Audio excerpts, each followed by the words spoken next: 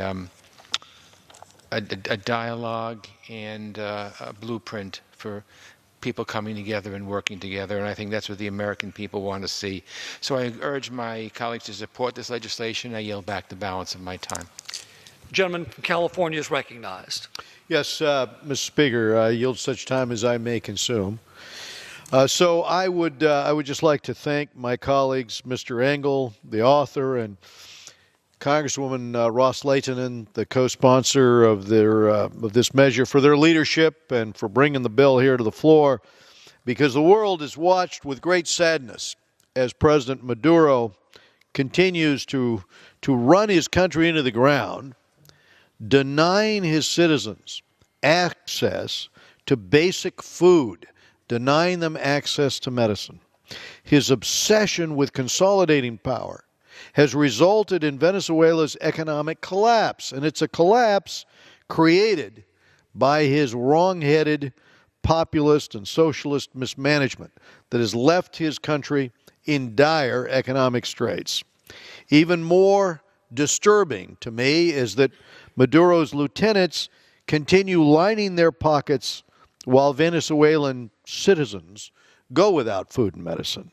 This bill reiterates this body's support for the people of Venezuela by instructing relevant U.S. agencies to develop a strategy to address their immediate humanitarian needs while supporting democracy and human rights.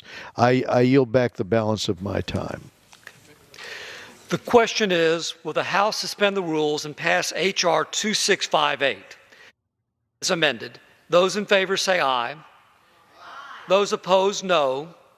In the opinion of the chair, two-thirds being in the affirmative. Mr. Speaker, on that I request the yeas and nays. The yeas and nays are requested. All those in favor of taking this vote by the yeas and nays will rise and remain standing until counted. A sufficient number having risen, the yeas and nays are ordered. Pursuant to Clause 8 of Rule 20, further proceedings on this question will be postponed. For what purpose does the gentleman from California seek recognition? Mr. Speaker, I move the House suspend the rules and pass House Resolution 259. 259 is amended. The clerk will report the title of the resolution.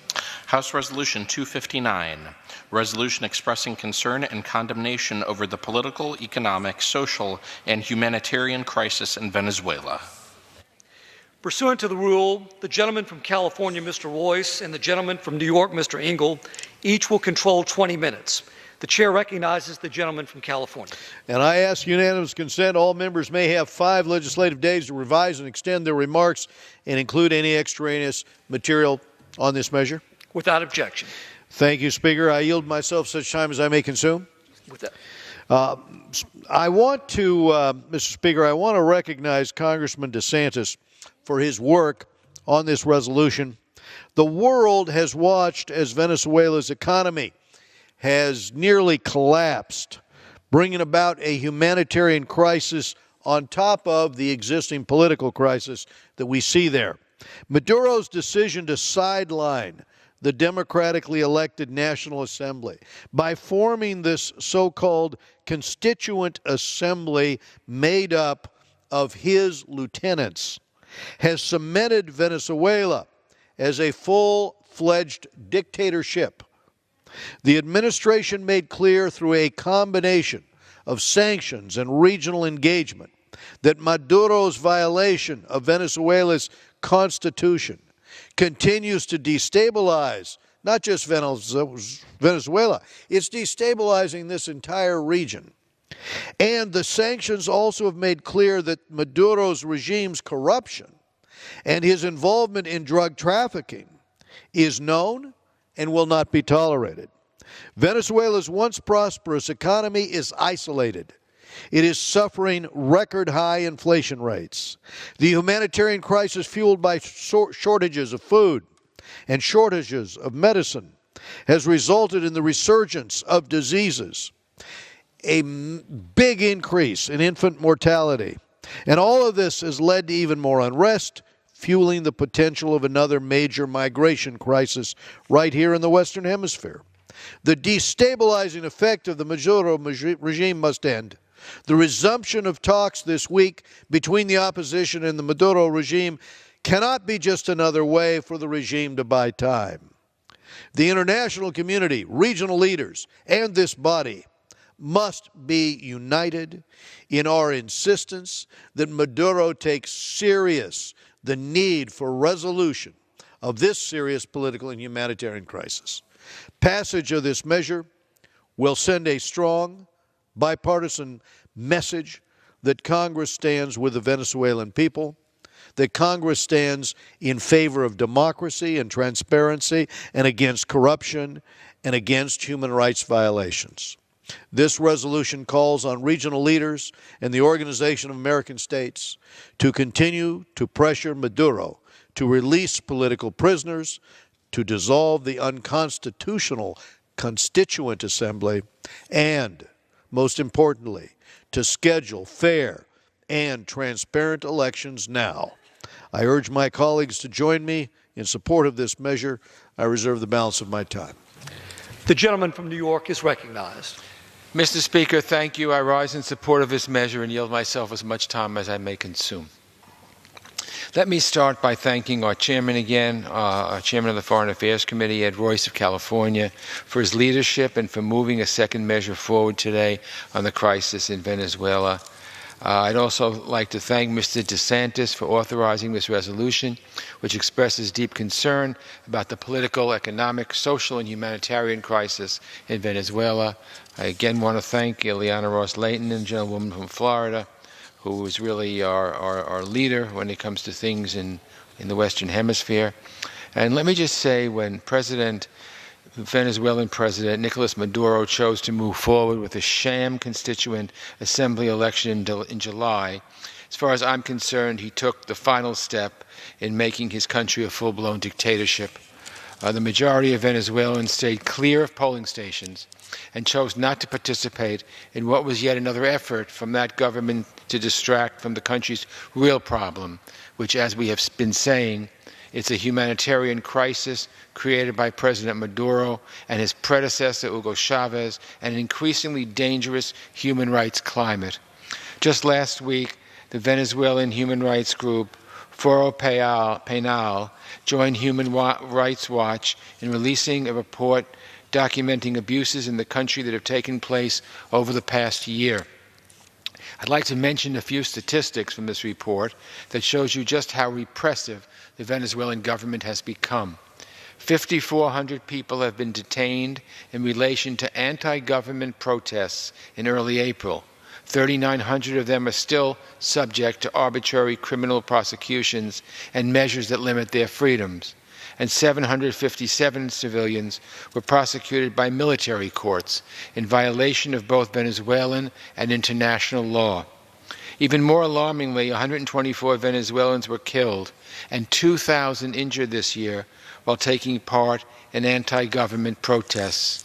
The Human Rights Watch report states, and I quote, "In 53 cases involving at least 232 people, detainees were subjected to physical and psychological abuse with the apparent purpose of either punishing them or forcing them to incriminate themselves and others. In some of these cases, the abuses suffered by the detainees clearly constituted torture. These include electric shocks, severe beatings, being hung in stressed positions, sleep deprivation, asphyxiation, and sexual abuse, including in some cases rape." By an August report, the Office of the UN High Commissioner for Human Rights expressed a similar sentiment, pointing to, quote, "the existence of a policy to repress political dissent and instill fear in the population to curb demonstrations," unquote. I think it's important to point out that year after year, Democrats and Republicans have come to the House floor to call attention to the erosion of democracy in Venezuela. As my colleagues have said, Venezuela should be the leader in South America, the most prosperous country in South America, with huge oil reserves. Instead, it's a basket case because of Maduro and because of Chavez. For many years, it seemed that the United States was an outlier in raising our voices, while many in the hemisphere remained silent. Fortunately, that's changed. Leaders throughout the Americas have been increasingly willing to stand with the people of Venezuela. It's hard to find a silver lining for Venezuelans. It's such a dark time. But I do hope from the strong resolve of our friends in Latin America and around the world in rejecting Venezuela's sham constituent assembly and calling out human rights abuses in the country, they will realize that we care about them, that we know what's going on, that we're not going to let their repressive government sweep things under the rug. In November, the European Union put in place a wide range of sanctions on Venezuela, including an arms embargo, visa bans, and asset freezes. Our friends in Canada imposed sanctions on human rights violators in the Maduro government, and on October 26th, Canadian Foreign Minister Freeland hosted a Lima group of foreign ministers in Toronto to seek a hemispheric solution to the crisis in Venezuela.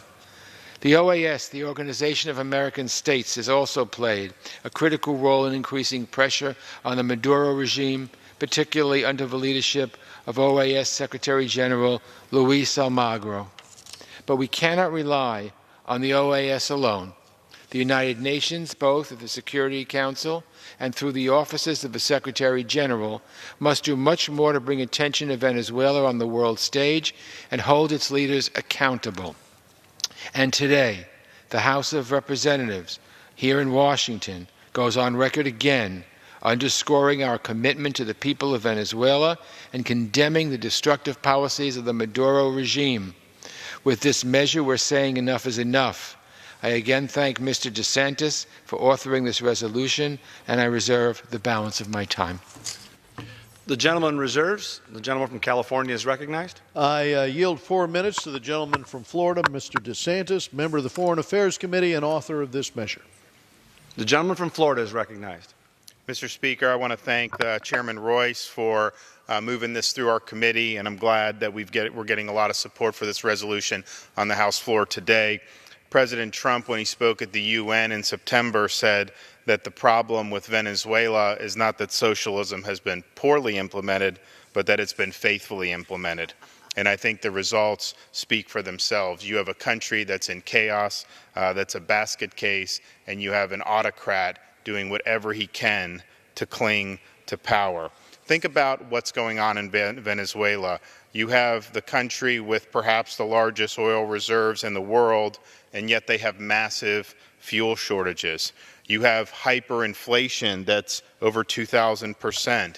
Diseases that we thought had been eradicated, like malaria, are now coming back. There's massive food shortages such that wide swaths of the population are losing 10, 15 pounds a year. And of course, they're very likely, the government of Venezuela, to have to default on their debt. Maduro and his socialist junta are dominating the country. They're oppressing a great many people. And of course, he is aided in this effort by his patron and advisor, Raul Castro, and the Cuban dictatorship. And we cannot forget their role in this because they're really central to a lot of what's going on there. We've been speaking about some of the things Cuba did to our diplomats. That has not been fully resolved to my satisfaction. So Cuba's role in this is very nefarious, and you really have the worst elements of Latin America on display in Venezuela. So I think what this resolution does is says that this Congress stands foursquare behind the people of Venezuela and their rights and their desires to live in a successful, free, and democratic country. And we do call on the President to continue some of the actions he has taken, some aggressive actions in sanctioning key individuals. We want the Trump administration to clearly be on the side of the people of Venezuela and to make clear that Maduro's failed socialist regime simply cannot continue in this way. So please pass the resolution. I hope that what we've done today is just one step but I hope the U.S. can do more to aid the people of Venezuela.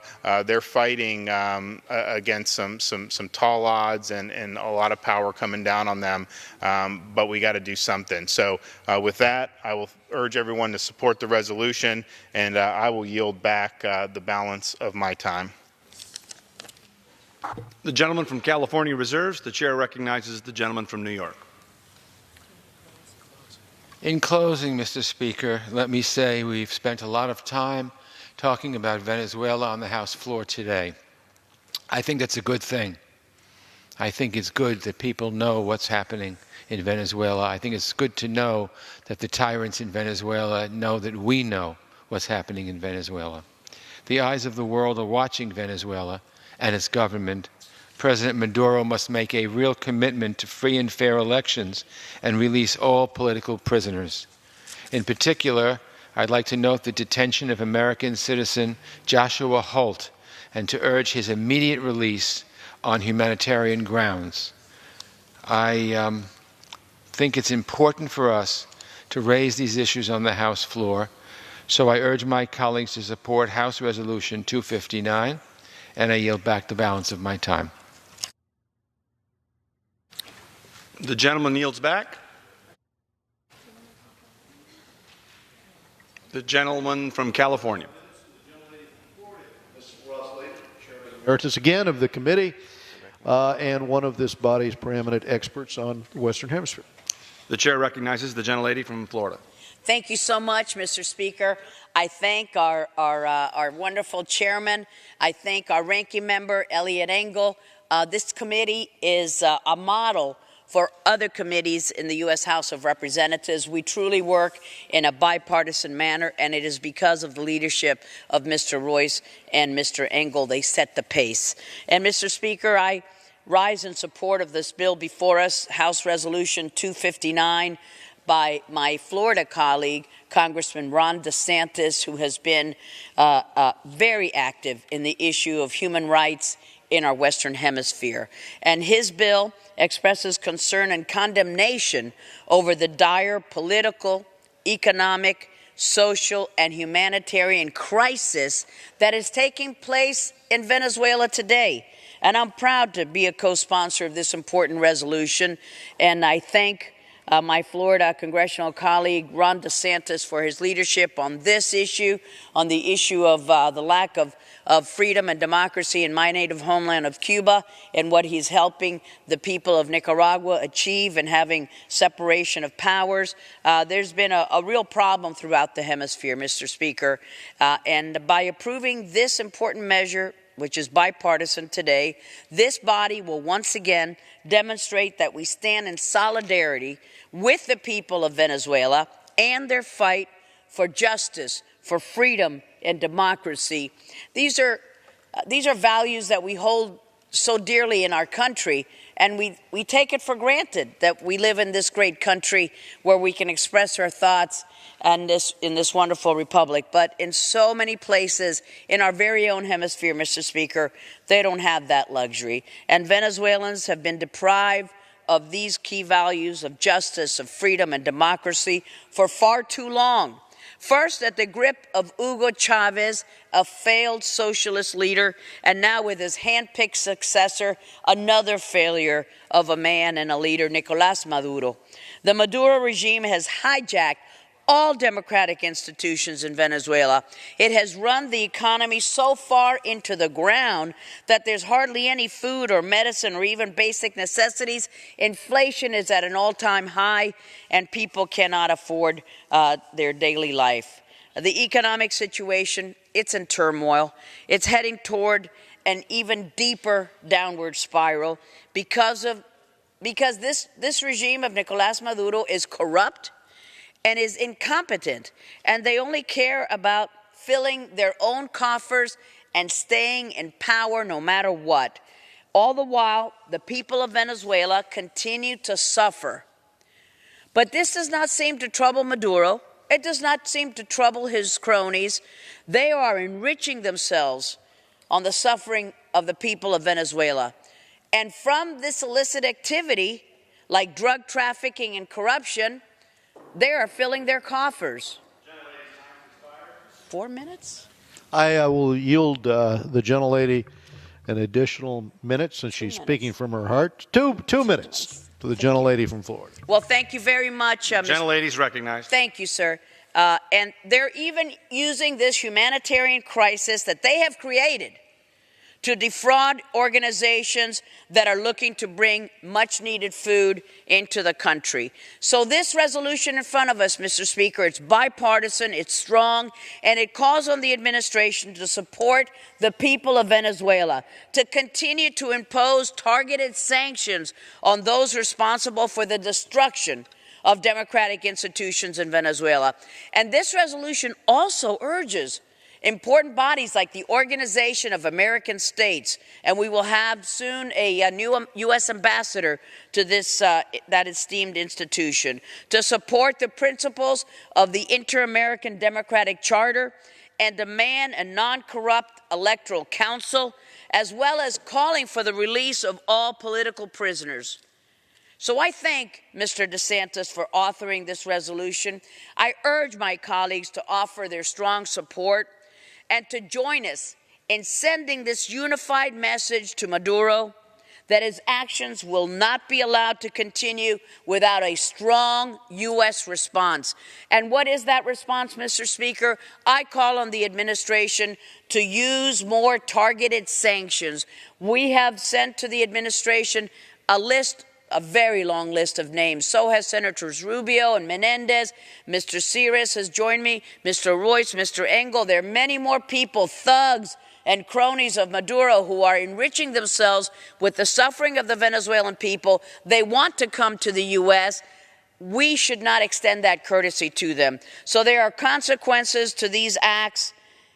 We will continue to pressure the Maduro regime until democratic order is restored in Venezuela and this grave humanitarian crisis is resolved once and for all. I thank the gentleman for the time. I thank Mr. Engel, and I thank my friend Mr. Acevedo and Eric on the Democratic side for their help with this resolution, and most especially the author of this resolution, our great Congressman Ron DeSantis. And I yield back, Mr. Speaker. The gentleman from California. Yes, I yield myself such time as I may consume. The gentleman is recognized. So let me again thank Congressman DeSantis. Let me thank Mr. Engel and Congresswoman Ross-Layton as well for their work on this resolution. I think it's a heartbreaking situation, what's going on in Venezuela today. It is rather astounding that Venezuela sits on the world's largest proven oil reserves. And yet here we have a situation where its citizens lack medicine and food at this time. I think the recent report that 20% of the country's medical professionals have fled Venezuela amid Maduro's regime's self-inflicted political, economic, and humanitarian crisis is indicative of the problem. Inflation right now is reaching 720%. Support of this resolution will send a strong, unified message that Congress stands with the Venezuelan people, that we call on regional leaders in the entire international community to hold Maduro accountable for this crisis and to release political prisoners and, importantly, to hold elections immediately. I therefore urge my colleagues to join me in support, and I yield back the balance of my time. Thank you. Thank you so much. The question is, will the House suspend the rules and agree to House Resolution 259 as amended? Those in favor say aye. Aye. Those opposed say no. In the opinion of the chair, two-thirds being in the affirmative. I request the yeas and nays. The yeas and nays are requested. All those in favor of taking this vote by yeas and nays will rise and remain standing until counted. A sufficient number having risen, the yeas and nays are ordered pursuant to Clause 8 of Rule 20. Further proceedings on this question will be postponed.